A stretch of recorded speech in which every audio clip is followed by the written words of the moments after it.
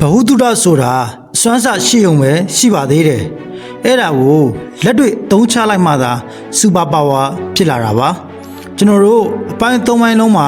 စိတ်ဓာတ်အာယုံစိုက်မှုနဲ့ငွေကြေးစိတ်ပညာတွေကိုလေ့လာခဲ့ပြီးပါပြီဒါပေမဲ့ရုံးမဲ့မရှိရင်ခင်ဗျားဟာလမ်းပြောက်နေအောင်ပါပဲဒီနေ့မှာတော့2026အတွက်ခင်ဗျားဘဝကို60ရက်အတွင်းပြောင်းလဲပြစ်မဲ့လက်တွေ့ကြလမ်းပြမြေပုံကိုကျွန်တော်ချပေးပါမယ်အားလုံးပဲမင်္ဂလာပါတကောလက်ကနေပြန်လည်ကြိုဆိုလိုက်ပါတယ် The Scale Stacky Framework ကျွမ်းကျင်မှုနယ်ပယ်ချဲ့ခြင်း2026မှာ scale တစ်ခုတည်းနဲ့ရက်တီလို့မရတော့ပါဘူးခင်ဗျားဟာကျွမ်းကျင်မှုတွေကိုတစ်ခုနဲ့တစ်ခုအဆက်ဆက်ကိုနားလည်ကျွမ်းကျင်အောင်လုပ်သင့်ပါတယ်ခင်ဗျားက graphic designer တယောက်ဆိုရင်ဒါဟာတာမန်ပါပဲ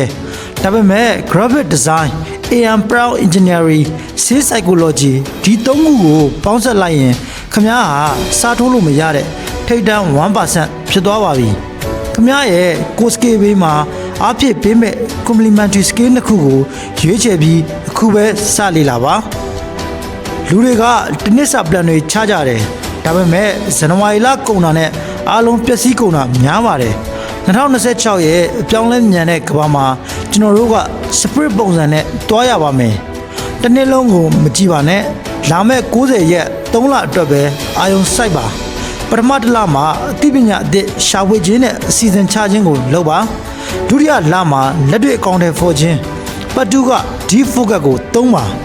တတိယလမှာရလက်ကိုပြန်သုံးသပ်ပြီးအမှားပြင်ခြင်းပတ်ဝန်းက anti function ကိုသုံးပါဒီရက်90တန်တရားကို၄ချိန်ဖြတ်သန်းပြီးရင်ခင်ဗျားဟာအရင်ကနဲ့မတူတဲ့လူတစ်ယောက်ဖြစ်နေပါလိမ့်မယ်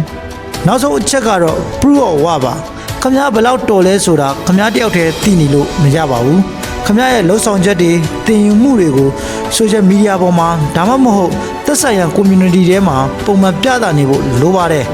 2026မှာခင်ဗျားရဲ့ personal brand ဟာခင်ဗျားအတွက်24နာရီအလုပ်လုပ်ပေးနေတဲ့အယောင်းဝန်ထမ်းဖြစ်လာပါလိမ့်မယ်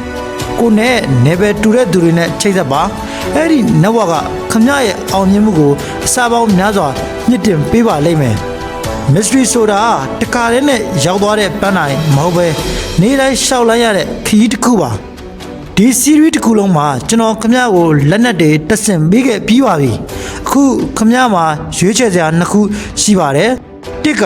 ဒါတွေကိုဘဟုတုတအဖြစ်ပဲတည်ထားပြီးအရင်တိုင်းဆက်နေမလားဒါမှမဟုတ်ဒီ roadmap အတိုင်းလက်တွေ့စလုပ်ပြီး2026ရဲ့ game changer တယောက်ဖြစ်မလားခင်ဗျားရဲ့ဆုံးဖြတ်ချက်ကိုကွန်မန့်မှာ I am ready လို့ရေးပြီးတက်တည်ပြခဲ့ပါကျွန်တော်မင်းမှာခင်ဗျားတို့ရဲ့အောင်မြင်မှုခီးစဉ်မှာအများအားအတူရှိနေပါမယ်အဆုံးထိကြည့်ရှုနားဆင်ပေးလို့ကျေးဇူးတင်ပါတယ်ခင်ဗျ